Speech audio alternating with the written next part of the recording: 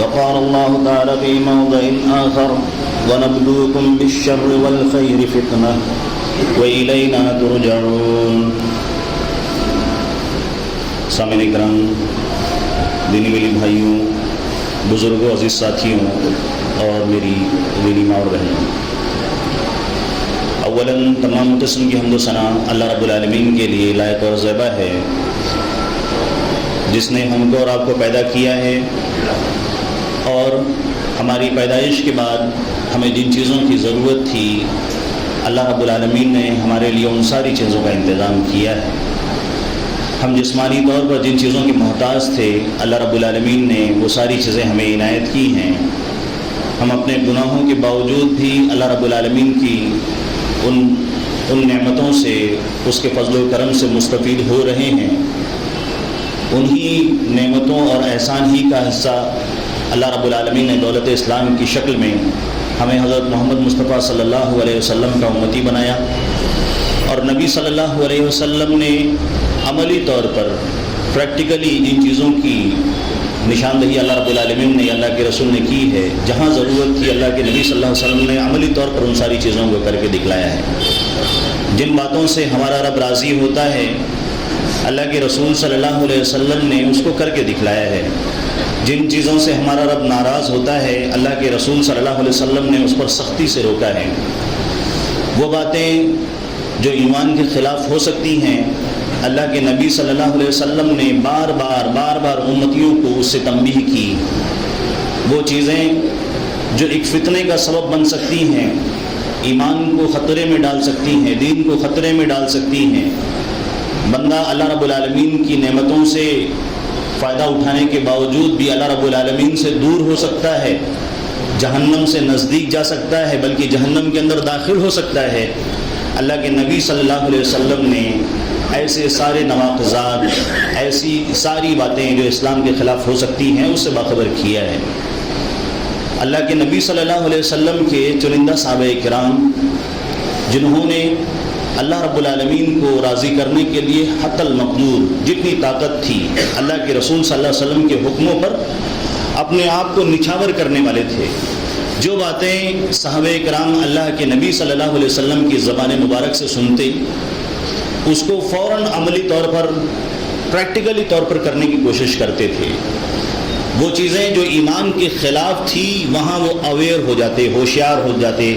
اپنے بچوں کو، اپنے گھرانوں کو، اپنے گھر والوں کو، اپنے پہچان والوں کو، اپنے ایمان والوں کو، اپنے آس پاس کے رہنے والوں کو بھی اس مصیبت سے، اس جہنم کی آگ میں پہنچانے والی جو چیزیں ہو سکتی ہیں ان سے بچانے کی کوشش کیا کرتے تھے. اللہ رب العالمین نے جو قرآن کی آیت ہمارے سامنے ابھی پڑھی گئی، اللہ رب العالمین نے فرمایا ہے کہ ہم تم کو شر کے ذریعے سے اور خیر کے ذریعے سے دونوں طریقے سے آزمائیں گے. بھلائی میں بھی اللہ رب العالمین آزمائے گا، برائی کے ذریعے سے بھی آزمائے گا. اللہ تعالیٰ نے بندے کو صحت دی ہے، صحت دینے کے باوجود بھی اللہ رب العالمین آزمائے گا.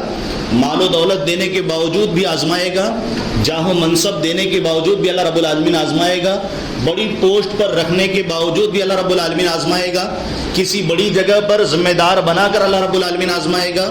اللہ رب العالمین زمین پر جہاں پر بھی انعام اور اکرام میں ایک بندے کو رکھتا ہے اس کنڈیشن میں اللہ رب العالمین بندے کو آزمائے گا، چھوڑے گا نہیں اس کو.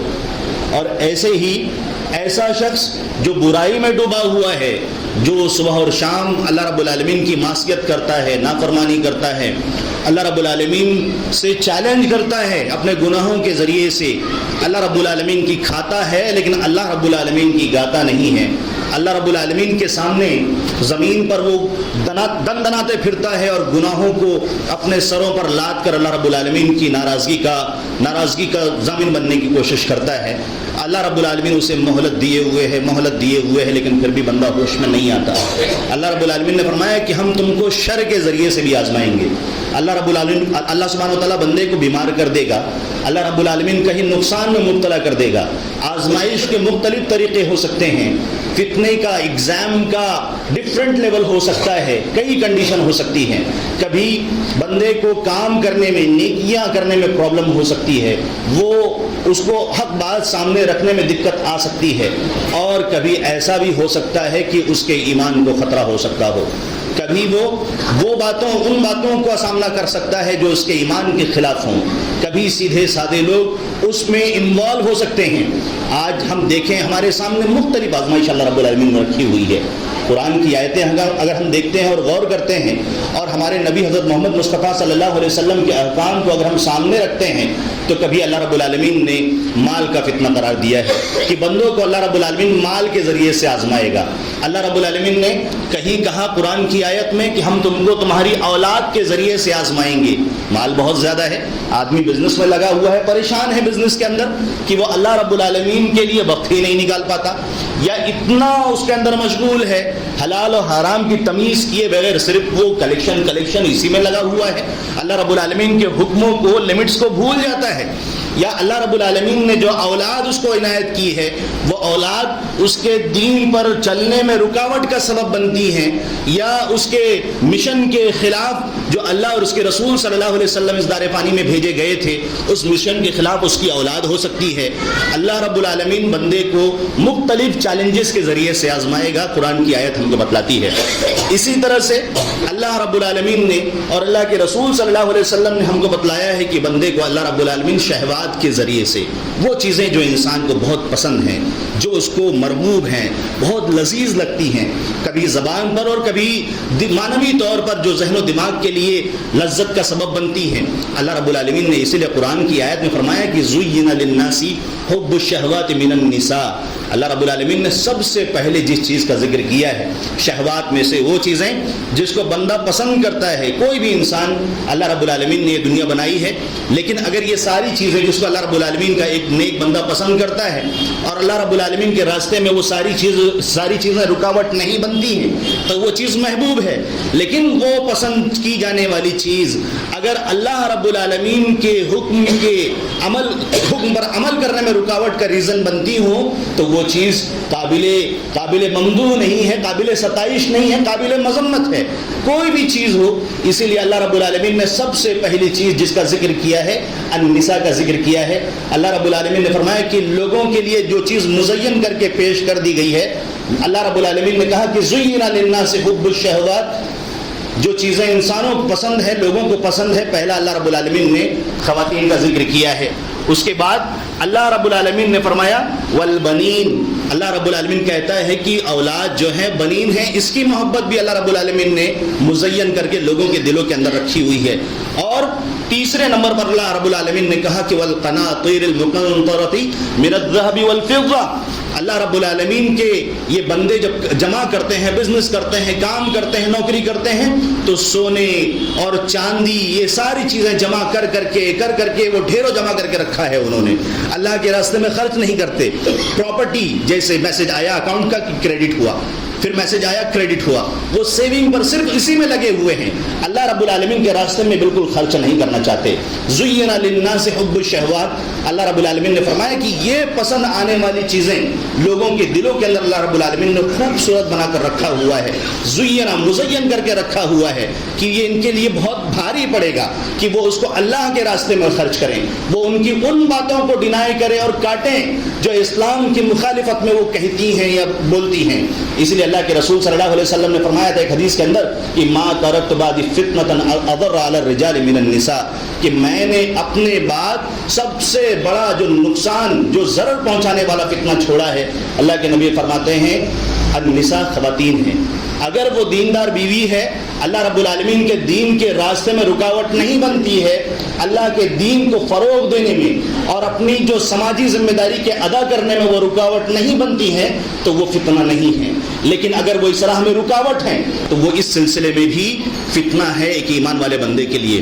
اللہ رب العالمین نے اسی طرح سے اس کے آگے والخیل المسومہ، ایسے گھوڑے جس پر نشان لگائے گئے ہوں، ایسی پراپرٹی چیزیں، ایسی گاڑیاں جو ہمارے پاس نشانی کے طور پر ہم نے عبرت کے طور پر جمع کر کے رکھا ہوا ہے، اور اس میں ہم فخر و مباحات کے اندر مبتلا ہیں۔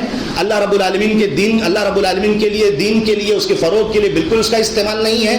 زُيِّنَ لِلنَّاسِ حُبُّ الشَّهَوَاتِ مِنَ النِّسَاءِ وَالْبَنِينَ، اللہ رب العالمین نے اس کے آگے فرمایا وَالْأَنْعَامِ، اور اور یہ چوپائے، یہ جانور اللہ رب العالمین نے جو بندے کو دیے ہیں، یہ ساری چیزیں پراپرٹی کے اندر شامل ہیں. والحرث، یہ کھیتیاں، یہ کھیتی باڑی، یہ ساری چیزیں اللہ رب العالمین نے بندے کے لیے فتنے کے طور پر، آزمائش کے طور پر دی ہوئی ہیں. ذالک متاع الحیات الدنیا، اللہ رب العالمین کہتا ہے کہ یہ تو دنیا کی فائدہ اٹھانے والی چیز ہے، اور اس سے بہترین چیز تو اللہ رب العالمین کے پاس ہے. اللہ رب العالمین نے اپنے پاس بہترین چیز تیار کر کے رکھی ہوئی ہے. ہم دنیا سے چلے جائیں گے، ہمارے بعد یہ ساری چیزیں، ہماری آنے والی نسلیں ہماری جانشین ہوں گی، ہماری نائب ہوں گی، جو ان ساری چیزوں سے فائدہ اٹھائیں گی. ہم نے اگر ان کو فراوانی کے ساتھ چھوڑا، اتنی فراوانی میں چھوڑا کہ وہ اللہ رب العالمین کے راستے میں اس کا صحیح استعمال کرتے ہیں، تو یہ ہمارے لیے فتنہ نہیں ہے. لیکن اگر وہ اللہ رب العالمین کی معصیت میں استعمال کرتے ہیں، ہم نے ان کی تربیت نہیں کی، ہم نے فتنے سے بچانے کے لیے ان کی تربیت اور ان کی نگہداشت نہیں کی، تو یہ ہمارے لیے اور آپ کے لیے فتنے کا سبب بن سکتا ہے. اللہ رب العالمین ہم کو فتنے سے ڈرا رہا ہے اور سمجھا رہا ہے. اسی طرح سے اگر ہم دیکھتے ہیں تو اور بھی ایک فتنہ ہمارے سماج میں ہم کو نظر آتا ہے، جو گروپ بندیاں ہمارے ماحول کے اندر ہے. ہر زبان شکوہ زد ہے، ہر ایک کی زبان سے یہ شکوہ نکلتا ہے کہ مسلمانوں کی یہ حالت ہے، مسلمانوں کی یہ حالت ہے، مسلمانوں کی یہ حالت ہے. لیکن ہم اور آپ کو چاہیے سنجیدگی سے بیٹھ کر، بلا کسی دل کے اندر نفرت اور دماغ کے اندر کسی بات کو بٹھائے ہوئے، وہ باتیں جو اللہ رب العالمین کے کلام سے نزدیک ہو اور اللہ کے رسول صلی اللہ علیہ وسلم کی بات جو بنا تعویل کے بیان کی جائے. آج مصیبت بہت بڑا المیہ یہ ہے کہ تعویل کی جاتی ہے. تعویل کا ایک معنی تفسیر ہوتا ہے. جیسے اللہ کے رسول صلی اللہ علیہ وسلم نے ابن عباس رضی اللہ تعالیٰ عنہ کے لیے دعا کی تھی کہ ان کو تفسیر سکھا. لیکن اس کا ایک دوسرا نیگیٹو میننگ بھی پایا جاتا ہے. کیا نیگیٹو میننگ ہے؟ کہ قرآن کا یا شریعت کا کوئی لفظ ہمارے سامنے آئے، اس پہلے اول وہلا میں جو ہمارے سامنے پہلا معنی اس لفظ سے ہم کو سمجھ میں آتا ہے، بنا قرینے کے، بنا کسی دلیل کے جو اس لفظ کے معنی کو لیا جا رہا ہے، وہ قرینہ، وہ دلیل ہمارے سامنے موجود نہ ہو، ایسا دور کا معنی لیا جائے جو اس کا سیاق و سباق اس کی دلالت نہ کرتا ہو، اس کے سلسلے میں تعاون نہ کرتا ہو، اس سے اس معنی کی وضاحت نہ ہوتی ہو، اس کے معنی کو پھیرنے کی کوشش کی جاتی ہو، اس کو تعویل کہا جاتا ہے. اور یہ فتنہ دو شکلوں کے اندر ہو سکتا ہے، کبھی شہوات کی شکل میں ہو سکتا ہے، کبھی شبہات کی شکل میں ہو سکتا ہے. آپ کے سامنے ابھی جو آیت پڑھی گئی، اللہ رب العالمین نے اس میں شہوات کا، ان چیزوں کا جو اللہ رب العالمین جن کے ذریعے سے بندے کو آزمائے گا، اس کا ذکر کیا ہے اللہ رب العالمین نے کہ آدمی کی نظر میں دنیا کی چیزیں پسندیدہ ہیں، اس کی محبت میں وہ ڈوبا جا رہا ہے، مرا جا رہا ہے، اس کے لیے 24 گھنٹہ وہ کوشش کرتا ہے، اس کا نقصان اس کو وہ برداشت کرنے کے لیے تیار نہیں ہے. اللہ رب العالمین نے فرمایا زُيِّنَ لِلنَّاسِ. اللہ کے رسول صلی اللہ علیہ وسلم کی صاف ستھری حدیثیں ہمارے کانوں میں پڑتی ہیں. کتنی مرتبہ ہم نے جمعہ کے خطبوں میں داڑھی کی فضیلت کے بارے میں، سنت رسول صلی اللہ علیہ وسلم کی فضیلت کے بارے میں، اسی طرح سے جمعہ کے دن اذان سے پہلے آنے کے بارے میں، اور نہ جانے شریعت کے کتنے احکام ہم جمعہ کے دن ہم سنتے ہیں. لیکن زُيِّنَ لِلنَّاسِ حُبُّ الشَّهَوَاتِ، ہمارے سامنے دنیا کے فوائد بہت زیادہ اہمیت رکھتے ہیں. ہمارے بچے جو تعلیم حاصل کر رہے ہیں، جو سیکھ رہے ہیں، جس لیول پر ہیں، وہ زیادہ اہمیت رکھتے ہیں. لیکن دین کی وہ باتیں جسے ہم کو خود سیکھنا ہے بطور طالب علم کے، ہمارے کبار علماء جو ہم کو سکھاتے ہیں وہ ہم سیکھنے کے لیے تیار نہیں ہیں. ہمارے پاس اوقات ہی نہیں ہے. سکھانے والا پریشان رہے کہ وہ اوقات، وہ لمحات میں عوام میسر ہو پائے گی کہ نہیں ہو پائے گی.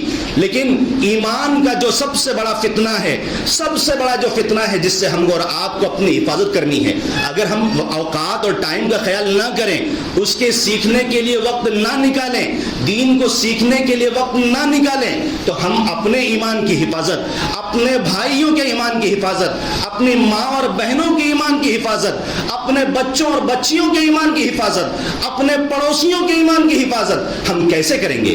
ایک آدمی دنیا کے اندر زندہ ہے، جب تک وہ زندہ ہے اس کو اپنے ایمان کی خیر منانا ہے، چاہے وہ کسی بھی کنڈیشن میں ہو. اس کو اس بات کا خیال رکھنا ہوگا کہ کہیں اس کا ایمان نہ لٹ جائے. بہت کوشش ہوتی ہے، ایک غلط میسج آ گیا اننون نمبر سے ایک فون مس کال آ گیا تو آدمی حیران ہو جاتا ہے، 10 جگہ اس کو چیک کرنے کی کوشش کرتا ہے. لیکن وہ باتیں جو اسلام کے خلاف، اسلامی مسلمانوں کے ماحول کے اندر وائرل ہو تو ہم اور آپ اس کو اگنور کرتے ہیں. ایک مصیبت اور ایک وبا کی شکل اختیار کر جاتی ہے، اور اس کے اوپر ہم اتنی سختی سے، اتنی سنگینی سے توجہ نہیں دیتے. ہم ہم اپنے بچوں کی اس سلسلے میں تربیت نہیں کرنا چاہتے. ایمان کے خلاف جو فتنہ ہے سب سے شدید فتنہ ہے, سب سے بڑا فتنہ ہے. اللہ کے رسول صلی اللہ علیہ وسلم نے اور اسی طرح اسلامک اسکالر نے ان دلائل کو سامنے رکھتے ہوئے کہا تھا کہ امت کا سب سے بڑا فتنہ دجال ہے. دجال کا فتنہ سب سے بڑا ہے. کچھ لوگ ایسے ہیں جو ان ساری چیزوں کی تعویل کرتے ہیں. تعویل کا میں نے آپ کے سامنے معنی رکھا تھا. دجال کا لغوی معنی لیا جاتا ہے, اس کی وضاحت کرنے کی کوشش کی جاتی ہے کہ دجال جو ہے دجل سے ہے. اس کے اندر کیا ہوتا ہے کہ آدمی اچھی بات غلط بات مکس کر کے خلط ملط کر کے لوگوں کے سامنے پیش کرنے کی کوشش کرتا ہے. تو کسی نے کسی اور معنی کو لے کر عیسیٰ علیہ السلام کے نزول کے سلسلے میں اس کے معنی کو اس کی غلط وضاحت کرنے کی کوشش کی, اس سلسلے میں تعویل کرنے کی کوشش کی. کہا کہ جس طرح سے حق بات کی تائید ہوگی, حق بات کو نافذ کیا جائے گا, امپلیمنٹ کیا جائے گا, وہ اس کا آغاز پھر سے سرے سے ہوگا. یعنی یہ چیزیں جو تواتر یعنی ایسے طریقے سے ثابت ہیں جو اللہ کے رسول صلی اللہ علیہ وسلم نے اور اللہ رب العالمین نے کتاب و سنت کے اندر بیان کیا ہے, تواتر سے کثرت سے ثابت ہے. یعنی بہت ساری روایتیں ہیں. اس کے جھٹلانے کے بارے میں, اس کے نہ ماننے کے بارے میں ایسی کوئی دلیل نہیں, کوئی عقلی ثبوت نہیں. علامہ البانی رحمہ اللہ نے اپنی کتاب کے اندر ایسے لوگوں کے بارے میں وضاحت کی جو ان سارے نصوص کے بارے میں جرأت کرتے ہیں کہ وہ ان ساری چیزوں کو نہیں مانتے ہیں. وہ زور دے کر اس کو سمجھانے کی کوشش کر رہے ہیں کہ یہ دجال کا فتنہ ہے. اسی طرح سے عیسیٰ علیہ السلام کا نزول ہوگا اور مہدی علیہ السلام کے بارے میں اللہ اور اس کے رسول صلی اللہ علیہ وسلم نے جو وضاحتیں بیان فرمائی ہیں اس کو ذکر کیا ہے. علامہ شوکانی رحمہ اللہ نے اس سلسلے میں بیان کیا ہے کہ تقریباً 50 روایتیں امام مہدی کے بارے میں اللہ رب العالمین نے اللہ کے رسول صلی اللہ علیہ وسلم سے ثابت ہیں, جس میں سے کچھ صحیح ہیں, کچھ حسن ہیں اور کچھ ضعیف ہیں جو منجبر ہیں, یعنی وہ قابل حجت بن سکتی ہیں. لیکن ان دلائل کے باوجود کچھ ایسے لوگ بھی جری ہوتے ہیں جو ان ساری چیزوں کا کسی ایک شبہ کے بنا پر کہ کچھ سینہ پیٹنے والوں سے اس کا لنک ہے, اس سے جڑا ہوا ہے, تو اس کو اس وجہ سے انکار کر دیتے ہیں. اور اوپر دوسری جانب سے عالمیہ یہ ہے کہ جو اس کو مانتے ہیں, جو ان کو تسلیم کرتے ہیں, تو ان کے دل اور دماغ کے اوپر شیطان حاوی ہوتا ہے. یہ شبہات کا فتنہ ہے. ان کے ایمان سے شیطان کھیلتا ہے, ان کے دلوں کے اندر یہ وسوسے پیدا کرنے کی کوشش کرتا ہے کہ مہدی کا ظہور ہو چکا. وہ ان کے سلسلے میں, دجال کے سلسلے میں اور اللہ کے رسول صلی اللہ علیہ وسلم کی جو دیگر صحیح احادیث ثابت ہے اس سے کھلواڑ کرنے کی کوشش کرتے ہیں. زبان اور دماغ اس بات کی کیسے اجازت دیتے ہیں کہ اللہ اور اس کے رسول صلی اللہ علیہ وسلم کی جو صحیح اور ثابت شدہ احادیث اللہ کے رسول صلی اللہ علیہ وسلم نے فرما دی ہیں, کسی صحابی نے تو اس بات کو نہیں سمجھا تھا. آج کے جو جدید ترقی یافتہ دور کے اندر جو اتنی عقلوں کو تکلیف دی جاتی ہے, کسی صحابی نے اس معنی کو اخذ نہیں کیا تھا. اللہ کے رسول صلی اللہ علیہ وسلم نے جب دجال کی نشانیاں بتلائی تھی, صحابہ کرام ان نشانیوں کو سن کر حیران تھے, اس کے بارے میں غور کرتے تھے, اپنے ایمان کی پرواہ کرتے تھے. ایک آدمی کے بارے میں جب ان کو پتا چلا کہ کچھ نشانیاں ملتی جلتی ہیں تو اس کی تحقیق میں لگ گئے. ابن سیاد کے بارے میں ہم جانتے ہیں, وہ ان کی تحقیق میں لگ گئے. اس کے بعد پوچھنے لگے. عبداللہ ابن عمر رضی اللہ تعالیٰ عنہ بار بار ان کے پاس جا رہے ہیں, ماں حفصہ رضی اللہ تعالیٰ عنہ ہم کو سمجھا رہی ہیں. آپ کو اللہ کے رسول صلی اللہ علیہ وسلم نے یہ چیز بتلا دی ہے. ابن سیاد بھی تنگ آ گیا تھا, اتنی تحقیق ہو رہی تھی. ایک روایت میں موجود ہے ابن سیاد نے کہا تھا میرا دل کرتا ہے کہ میں کسی درخت کے نیچے جاؤں اور پھانسی لگا کر مر جاؤں. صحابہ کرام رضوان اللہ علیہ مجمعین اتنی تحقیق کیا کرتے تھے, اپنے دین کو اتنا سیکھا کرتے تھے, اور ہمارے جدید دور کے کچھ نام نہاد مسلمان جس جانب آنے کے لیے تیار نہیں اور اپنی عقلوں کو تکلیف دینے کی کوشش کرتے ہیں اور ان باتوں کو یہ برملا سرعام کہتے پھرتے ہیں کہ فلاں شخص مہدی ہے, اس کے لیے دعوے دار, اس کے لیے دلائل کو نصوص کو توڑ مروڑ کر اس کے معنی کی تعویل کر کے اس کو ثابت کرنے کی کوشش کی جاتی ہے. کہاں امریکہ ہے, کہاں فرانس ہے, دونوں میں لمبا ایک فاصلہ ہے. اللہ کے رسول صلی اللہ علیہ وسلم نے فرمایا تھا کہ دجال کے پیشانی پر اللہ کے رسول نے فرمایا کہ ہر ان پڑھا آدمی, نہ پڑھا لکھا آدمی, لکھنا نہیں آتا, پڑھنا نہیں آتا, اللہ کے رسول نے حجے کر کے کہا تھا. حدیث کے الفاظ میں کافارا, اللہ کے رسول نے فرمایا سب پڑھ لیں گے جس کے دل کے اندر ایمان ہوگا, اس کے شر سے, اس کے فتنے سے انشاءاللہ محفوظ ہوگا. لیکن یہاں پر تعبیر کی گئی, اس کے اللہ کے رسول صلی اللہ علیہ وسلم کی حدیث سے چھیڑ چھاڑ کی گئی, اس سے کھلواڑ کیا گیا. کیا کہا گیا؟ کہا گیا کہ امریکہ کا ایک لفظ، ایک ورڈ ایک طرف رکھتے ہیں، فرانس کا ایک ورڈ ایک طرف رکھتے ہیں، امریکہ کا آخر کا کاف اور الف اور فرانس کا فا اور را دونوں کو کمبائن کرتے ہیں، تو اللہ کے رسول نے فرمایا تھا کافر دجال پر لکھا ہوگا، امریکہ کا کاف فرانس کا فر، یہ دونوں ملاتے ہیں تو کافر بن جاتا ہے۔ اللہ کے رسول نے یہ بھی کہا تھا ایک حدیث کے اندر، کاف فا اور را اللہ کے رسول صلی اللہ علیہ وسلم کی زبان مبارک سے نکلا تھا۔ آج ایک شخص ہے جو اس حدیث کے ذریعے اس حدیث کی تعبیر کرتا ہے، اگر اس سلسلے میں کوئی دستور نہیں، کوئی قاعدہ نہیں، تو ہم کاف اور فا اور را کو اس کے نام میں نکال سکتے ہیں۔ اللہ کے رسول صلی اللہ علیہ وسلم نے فرمایا تھا قیامت اس وقت تک قائم نہیں ہوگی جب تک کہ زمین کے اوپر 30 یا اس سے زیادہ دجال کا ظہور نہ ہو جائے۔ ایک شخص ہے بہار کا رہنے والا، اس نے اپنے آپ کو شکیل بن حنیف کا آپ نے نام سنا ہوگا۔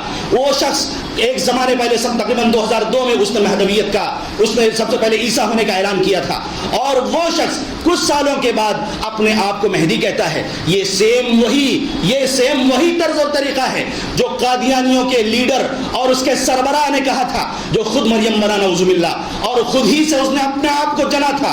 ایسے لوگ آئیں گے، اللہ کے رسول صلی اللہ علیہ وسلم نے فرمایا تھا کہ وہ دجال کے پیشانی پر لکھا ہوگا کاف فا را۔ اگر ہم دیکھیں تو شکیل کی شین کے بعد کاف ہے، حنیف جو اس کا باپ ہے جس سے اس کا وجود ہوا اس میں فا ہے، بہار میں اس کا وجود ہوا، بہار میں پیدا ہوا، اس میں را ہے، تو کیا ہم یہ کہیں گے کہ وہ دجال ہے؟ اللہ کے رسول صلی اللہ علیہ وسلم نے، افسوس ہوتا ہے ہمارے ایسے بھولے بھالے بھائیوں پر کہ ایسی صاف نشانیاں آ جانے کے باوجود بھی اللہ کے رسول صلی اللہ علیہ وسلم نے فرمایا تھا اپنے دین کے بارے میں لیلھا کنہارھا، کہ یہ دین ایسا ہے جس کی راتیں بھی دن کی طرح صاف اجالے والی ہے۔ کنہارھا، دن میں کس کو کیا چیز نہیں نظر آتی؟ اللہ کے رسول فرماتے ہیں لیلھا کنہارھا، دین اسلام کی یہ کنڈیشن ہے کہ اس کی رات بھی دن کی طرح چمکتی ہے۔ لیکن ایسے لوگوں کے چکر میں 10,000 سے زیادہ لوگ 2017 سے پہلے کی رپورٹ یا 2017 کے آس پاس کی رپورٹ، اس میں لوگ شکار ہو چکے۔ کئی بڑے بڑے اسٹیٹ کے اندر اس کے فرقے اس کے داعیان گھوم رہے ہیں، بھولے بھالے لوگوں کو گمراہ کرنے کی کوشش کر رہے ہیں، نصوص سے کھلواڑ کر رہے ہیں۔ اللہ کے رسول صلی اللہ علیہ وسلم نے صاف روایت فرمائی عیسیٰ علیہ السلام کے بارے میں کہ وہ 7 سال زندہ رہیں گے، امام مہدی کے بارے میں کہیں 5 سال، کہیں 6 سال، کہیں 7 سال، کہیں 9 سال کی روایت موجود ہے۔ اور ایک روایت میں اللہ کے رسول صلی اللہ علیہ وسلم نے حضرت عیسیٰ علیہ السلام کے بارے میں فرمایا تھا کہ وہ زمین پر زندہ رہیں گے، تقریباً 40 سال زندہ رہیں گے۔ علامہ ابن کثیر رحمہ اللہ نے اس سلسلے میں فرمایا ہے کہ وہ زمین پر دوبارہ جب پلٹ کر آئیں گے، دوبارہ اللہ رب العالمین ان کو دنیا کے اندر بھیجے گا تو 7 سال زندہ رہیں گے۔ اس کا مطلب یہ ہے کہ اس سے پہلے وہ 33 سال اپنی زندگی گزار چکے، وہ 33 سال ان کو مدت ملی، وہ دنیا سے جا چکے۔ اس کے بعد اس صحیح حدیث کی روشنی میں 7 سال وہ اس دنیا کے اندر رہنے والے ہیں، یعنی اس طرح سے 40 سال کی ان کی مدت پوری ہو جائے گی۔ اسی طرح سے اللہ کے رسول صلی اللہ علیہ وسلم نے حضرت امام مہدی کے بارے میں فرمایا تھا کہ باریک ناک والے، چوڑی پیشانی والے، اور جب وہ آئیں گے دنیا کے اندر، اللہ کے رسول صلی اللہ علیہ وسلم جب ان کو ظاہر کرے گا، ان کی طرف سے برکتوں کا، ان کی وجہ سے برکتوں کا نزول، آسمان سے بارش، زمین کے خزانوں کو، یعنی زمین کے اندر سے ہریالیاں، چوپائے اور جانور بہت زیادہ ہو جائیں گے، اللہ رب العالمین کی طرف سے برکتوں کا نزول ہوگا۔ یہاں مصیبت یہ ہے کہ جب سے یہ حضرت پیدا ہوئے ہیں اور اس کے بعد جب سے دعویٰ کیے ہوئے ہیں، نہ جانے کتنے ایمان والوں کا انہوں نے ایمان خراب کیا ہوا ہے، اور ان کے دعوے کے دور میں کورونا جیسی بیماری بھی نازل ہوئی۔ اللہ کے رسول صلی اللہ علیہ وسلم نے فرمایا تھا عیسیٰ علیہ السلام جب اتریں گے تو ان کی سانس سے ایسے لوگ جو ایمان والے نہیں ہیں، ان ایسے سارے ریلیجن والے ختم ہو جائیں گے، کوئی نہیں باقی بچے گا، اور وہ آئیں گے ٹیکس کو ختم کریں گے، سور کو ختم کریں گے، صلیب کو توڑیں گے، ایسی کوئی چیز نہیں۔ لیکن افسوس یہ ہوتا ہے کہ ہمارے بھولے بھالے بھائی، ہمارے دین کو نہ سمجھنے والے بھائی، اور ہمیں دین کے لیے وقت نکالنا سب سے زیادہ مشکل ہوتا ہے۔ ہمیں اگر کہیں یہ اعلان ہو جائے فلاں جگہ یہ چیز بہت پروفٹ والی ہے، یہ چیز حاصل ہونے والی ہے، ہم اس کو سیکھنے کے لیے، اس کو حاصل کرنے کے لیے اپنی عمر کھپانے کے لیے تیار ہوں گے، لیکن اللہ اور اس کے رسول صلی اللہ علیہ وسلم کے دین کو سیکھنے کے لیے تیار نہیں ہوں گے۔ اللہ کے رسول صلی اللہ علیہ وسلم نے فرمایا تھا ان السعید لمن جنب الفتن، اللہ کے رسول نے 3 بار یہ بات فرمائی کہ سب سے خوش نصیب ہے وہ انسان جو فتنوں سے بچ گیا۔ اللہ کے رسول نے فرمایا سب سے خوش نصیب ہے وہ انسان جو فتنوں سے بچ گیا، خوش نصیب ہے وہ انسان جو فتنوں سے بچ گیا۔ لیکن اللہ کے رسول نے فرمایا جو فتنوں میں آزما لیا گیا اور وہ صبر کرتا ہے، اس کا خیال کرتا ہے تو وہ بہتر ہے، ادروائز اللہ کے رسول نے فرمایا بصورت دیگر اس کی کنڈیشن بہت مختلف ہے۔ ہم کو چاہیے کہ ہم ایمان کی دولت جو اللہ رب العالمین نے ہمارے دلوں کے اندر رکھی ہے اس کی پرواہ کرنے کی کوشش کریں، چاہے ہمارا ایمان ہو، ہم سے جڑے ہوئے بھائیوں کا ایمان ہو، ورنہ اللہ کے رسول صلی اللہ علیہ وسلم اور اللہ رب العالمین کو ہم کیا جواب دیں گے؟ آج ہم اس بات پہ بہت سیٹسفائیڈ ہیں، مطمئن ہیں، ہم کو اللہ رب العالمین کیوں آزمائے گا؟ قرآن کی ایک آیت ہم کو سبق سکھاتی ہے، ہم کو اطمینان سے نہیں بیٹھنا ہے، ہوش میں رہنا ہے۔ اللہ کے رسول صلی اللہ علیہ وسلم جب دنیا سے رخصت ہوئے تھے اور آپ کی وفات ہوئی تھی تو اللہ کے رسول صلی اللہ علیہ وسلم کے دنیا سے جانے کے بعد اس زمانے میں بھی فتنہ شروع ہوا تھا جس کا مواخذہ حضرت ابو بکر صدیق رضی اللہ تعالیٰ عنہ نے کیا تھا۔ مسلمہ بن کذاب اور اسود عنسی جیسے لوگوں نے اللہ کے رسول صلی اللہ علیہ وسلم کے دین پر، شریعت پر حملہ کرنے کی کوشش کی تھی، تو حضرت ابو بکر صدیق رضی اللہ تعالیٰ عنہ اچھے طریقے سے گوشمانی کی تھی، اچھے طریقے سے ان کو دین سکھایا تھا۔ اللہ کے رسول صلی اللہ علیہ وسلم کے دنیا سے جانے کے بعد حضرت علی رضی اللہ تعالیٰ عنہ کے زمانے میں جب خوارج نے خروج کیا اور دین کے اندر بدعت کا ایجاد کیا تو ان کو سبق سکھانے کے لیے اللہ کے رسول صلی اللہ علیہ وسلم کے گھرانے سے حضرت عبداللہ ابن عباس رضی اللہ تعالیٰ عنہ نے ان کے سامنے جا کر ان سے مناظرہ کیا تھا اور اس میں سے کئی لوگوں کو، تقریباً 3000 لوگوں کو انہوں نے توبہ کرنے پر مجبور کیا تھا، دلائل سے مجبور کر دیا تھا، ان کے سامنے ایسی باتیں رکھی تھی کہ وہ ان ساری چیزوں کا جواب دینے سے معذور ہو گئے تھے۔ اللہ رب العالمین فرماتا ہے احسب الناس ان یترکوا، کیا سوچا ہے لوگوں نے کہ اللہ رب العالمین تم کو نہیں آزمائے گا؟ اللہ تعالیٰ فرماتا ہے احسب الناس ان یترکوا ان یقولوا آمنا، کیا تم سوچتے ہو کہ تم نے اپنی زبان سے یہ اقرار کر لیا کہ میں ایمان لے آیا ہوں اللہ رب العالمین تم کو نہیں آزمائے گا؟ وَهُمْ لَا يُفْتَنُونَ، ان کی آزمائش نہیں ہوگی۔ اللہ تعالیٰ نے فرمایا وَلَقَدْ فَتَنَّا الَّذِينَ مِن قَبْلِهِمْ فَلَيَعْلَمَنَّ اللَّهُ الَّذِينَ صَدَقُوا وَلَيَعْلَمَنَّ الْكَاذِبِينَ، ایسے لوگ اللہ رب العالمین نے فرمایا کہ اس سے پہلے لوگوں کو بھی اللہ تعالیٰ نے آزمایا ہوا ہے۔ ہم سے پہلے جو لوگ گزرے ہیں جنہوں نے ایمان کا دعویٰ کیا تھا اللہ رب العالمین نے انہیں بھی نہیں چھوڑا تھا۔ آج ایمان کی آزمائش کی شکلیں کئی شکلوں میں ہیں، اسی لیے اسلامک اسکالر منع کرتے ہیں ایسے بھائیوں کو تکلیف نہ اٹھائیں، برادرز حضرات کو، کہ دین کے بارے میں اپنا منہ نہ کھولیں۔ اللہ رب العالمین کے دین کو سیکھ کر اس کے بعد اس کو صحیح طریقے سے پیش کرنے کی کوشش کریں۔ اللہ رب العالمین نے فرمایا فَلَيَعْلَمَنَّ اللَّهُ الَّذِينَ صَدَقُوا، تاکہ اس میں جو سچے ایمان والے ہیں وہ واضح ہو جائیں، وہ کھل کر سامنے آ جائیں، اور ایسے لوگ جو ایمان میں جھوٹے ہیں، جو دعوے دار ہیں صرف ایمان کے، وہ ان کا ایمان اس قدر وزندار نہیں، وہ ایک بلبلے کی طرح ہے، ایک ہوا کی، ایک کچرے کی طرح ہے کہ ہوا، اللہ رب العالمین نے ایمان کی آزمائش کی اور بندہ اڑ گیا اس کے اندر۔ اللہ رب العالمین، اللہ کے رسول صلی اللہ علیہ وسلم بے شمار حدیثیں اس سلسلے میں فرمائی، ایک دم صاف اس کی وضاحت موجود ہے۔ لہٰذا ہم کو چاہیے کہ ایسے سارے فتنے جو اللہ رب العالمین کے دین سے کھلواڑ کرنے والے ہوں، ہم کو چاہیے کہ دین کو سیکھنے کی کوشش کریں۔ سب سے پہلا حربہ جو ہوتا ہے ان سارے فتنوں کا، سارے فتنے جو اس طرح کے ہیں، وہ علماء کے سلسلے میں عوام کو بدزن کرنے کی کوشش کرتے ہیں۔ ایک صاحب کی کلپ سامنے آئی، اس نے کہا کہ سب سے زیادہ 2 گروپ ہوگا جو دجال کے گروپ میں شامل ہوگا، جو ان کا معاون ہوگا۔ کان کھڑے ہو گئے، ایسے کون سے 2 لوگ ہیں؟ پہلا تو خواتین کا گروپ ہوگا، حدیث سے ثابت ہے، اللہ کے رسول نے فرمایا جب لوگوں کو معلوم پڑ جائے گا کہ دجال ظاہر ہو چکا ہے تو لوگ اپنی ماؤں کو، اپنی بہنوں کو، اپنی پھوپھیوں کو، اپنی بیویوں کو، سب کو رسی سے باندھ کر رکھیں گے تاکہ کہیں وہ وہاں جائیں اور اس کے شعبدہ بازی، اس کی کلاکاری، اس کی میجک شو کو دیکھ کر کہیں وہ اپنے ایمان کا سودا نہ کر بیٹھیں۔ دوسرا اس شخص نے نام لیا، اس نے کہا کہ علماء کرام ہیں۔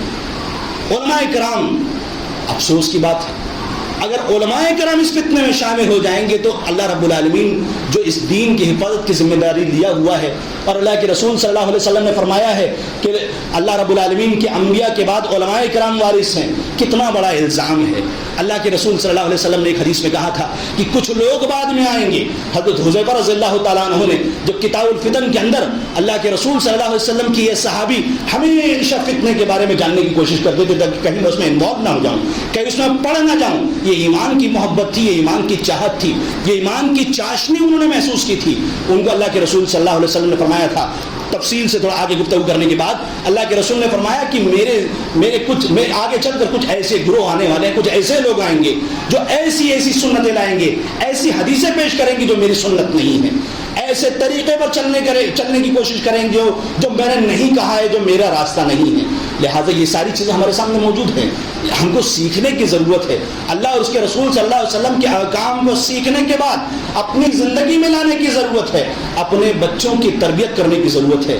کام اس وقت کھڑا ہو گیا جب اپنے ایک طالب علم کی طرف سے اس طرح کی بات سننے میں آئی تو پتہ نہیں نہ جانے کہاں سے فتنہ کہاں داخل ہو جائے گا. ہم کو اویئر ہونے کی ضرورت ہے, سمجھانے کی ضرورت ہے, اور لوگوں کو اس سلسلے میں باخبر کرنے کی ضرورت ہے. باتیں بہت زیادہ ہیں. اللہ رب العالمین سے دعا ہے کہ ہمیں کہنے سننے سے زیادہ اپنی شریعت پر عمل پیرا ہونے کی توفیق عنایت فرمائے. جب تک ہم کو اس دنیا کے اندر زندہ رکھے, ایمان کی حالت میں رکھے, اور ہمارا خاتمہ ہو تو ایمان پر ہو. ہمارے وہ بھائی جو پریشان حال ہیں, اللہ رب العالمین ان کی پریشانی کو دور کر دے. جو مقروض ہیں, اللہ رب العالمین ان کو قرض ادا کرنے کا کوئی مناسب ذریعہ عنایت فرمائے. اللہ رب العالمین جو انہیں مہلت دی, اللہ رب العالمین ان کو ان کا نعمت عنایت فرمائے. آمین وآخر دعوانا الحمدللہ رب العالمین.